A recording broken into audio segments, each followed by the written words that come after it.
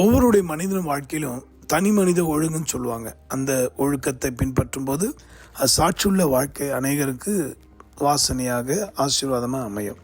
இதை பக்தன் எதுக்காக வேண்டுகிறார் கேட்போமா?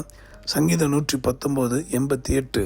உமது கிருபையின்படியே என்னை உயிர்ப்பியும், அப்பொழுது நான் உம்முடைய வாக்கின் சாட்சியை காத்து நடப்பேன்.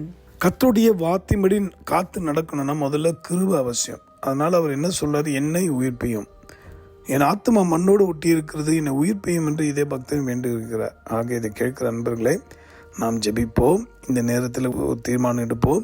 தேவனுடைய கிருபை தான் நம்முடைய இல்லற வாழ்க்கையை, நம்முடைய வியாபாரத்தை, நம்முடைய ஊழியத்தை, நாம் செய்கிற நல்ல காரியங்கள்லாம் உயிர்மித்து அதில் ஜீவனை தந்து உயிர்ப்பித்து ஆசீர்வதிக்க என்பதில் சந்தேகம் வேண்டாம். இந்த வார்த்தையின்படி நாம் நன்றி உள்ளவர்களாய் கடைசி வரைக்கும் சாட்சியாக நடக்க ஆண்டு உதவி செய்வாராக. உங்கள் வாழ்க்கையில் நீங்கள் வேலை செய்கிற இடத்துல, இன்னும் நீங்கள் இருக்கிற இடத்துல நல்ல பெயர் பெற்று செழிக்க ஆண்டு உதவி செய்வார். ஜெபிப்போமா? அன்புள்ள ஆண்டவரே, என்னோடு சேர்ந்து ஜெபிக்கிற யாவரும் எந்த இடத்துல எந்த சூழ்நிலை இருந்தாலும் அவர்கள் பெயர் கெட்டு போக பண்ணுகிற சாத்தானையும் அதோட தந்திரங்களையும் கடிந்து கொண்டு இப்போ கேட்ட வார்த்தையின்படி உங்களுடைய வசனங்களை பத்திரப்படுத்தி இதயத்தில் வைக்கும்போது நிச்சயமாய் ஆண்டவரே, உம்முடைய கிருபினால் அவர்கள் உயிர்ப்பிக்க போகிறீர்.